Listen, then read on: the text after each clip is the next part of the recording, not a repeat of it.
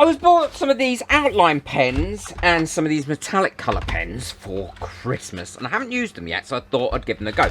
Now, these outline pens look great because it actually looks like what they do is they make an outline with themselves. That sounds a bit odd, I know. But you give them a bit of a shake, and then when you draw on your page, what happens is it creates an outline. So what I'm going to do is I'm going to try another one of those neurographic art pictures because I really like those and it's great fun, and I'm going to use these outline pens. So for the first one I'm using this one, which is black, and these are Marks on Anything, water based, and they're UV resistant as well. I will try and find them and link them in the description below. So I'm going to do 3 lines, each of 3 seconds each. 2, 3. So you must always start and end at the edge of the page as well. 1, 2, 3. I'm going to do in the middle. 1, 2, 3. And then what you do is you can put some more calculated lines in wherever you want to put them in. And you don't have to do that in 3-second bursts. You can do that in as long as you like. So I'm going to go here, round here, and there, and off the page there, because I think that's given that a nice break up. I'm going to go off this edge. 1. There we go. And these are definitely giving a little line or an edge line. I'm not sure if the camera's picking that up. And the next one I'm going to do just here. And they're like the Posca pens.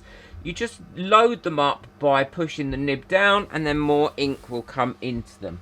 I may have to darken that line a little bit more. There. I really like these. And is that going to be enough, do you think? Actually, I'm going to put another one here. So that'll be enough. And then wherever you've got a corner or wherever a line meets, for example here, you then smooth that out using your pen. So you've got a nice smooth line, and you can either continue it up the rest of the line or you can just make it quite short and blunt. It's up to you. So for instance, I would have to do one here, here, there, and there. And you can thicken your lines as you go around as well. I'm going to carry on and finish doing all these lines, and then I'll come back once it's ready for colouring in. I finished filling all the edges in and rounding off all the corners, and I think that's come out quite pretty. And now the metallic pens that I'm going to be using are these 3. They don't actually have the colour marked on them, so I can't tell you what colours they are, but I'm sure you can see what colours they are. And what you do is you just use 3 colours, and then you go around and you colour them in. And you do it quite randomly, but you keep within the lines. And these are watercolour metallic pens as well, so they should work quite nicely on this paper.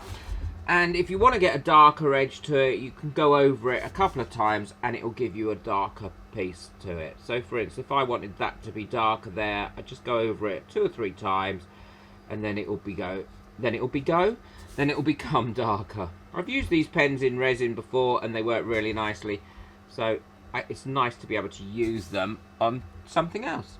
And they don't bleed either, which is really nice on this paper. I'm sure I will find somewhere one of these that I've kind of missed where I haven't done the corners, and if I come across one, then I will just take the pen out and redo it. And I find this so relaxing. It's so therapeutic. You can see why it's called neurographic art. And you just colour in until you have no white space left. And that black outline marker worked really well. It clearly gives a really nice outline to the paint or the ink that's in there, and it makes it look a little bit more 3-dimensional. I'm going to try not to have any of the same colour next to each other. I'll link the one that I made using the watercolour Arteza pens at the end of this one, so you can check that out. And I also used it as a resin picture as well, which came out really nice on my other channel. What I'm also going to do is see if I can transfer this image and make this image into an SVG and possibly print it onto something using the sublimation ink, or possibly as well do it so I can engrave it into some wood. I'll have a little play around with it once it's done and see. That could be a project for the future. And then once I want to move on to a different colour, I just move on to this and start putting this one out of my 3 colours that I've chosen in here. Well, the picture's all finished now, and I think the metallic colours have come out lovely. I'm going to probably put a spray varnish over that and let that give a really glossy effect.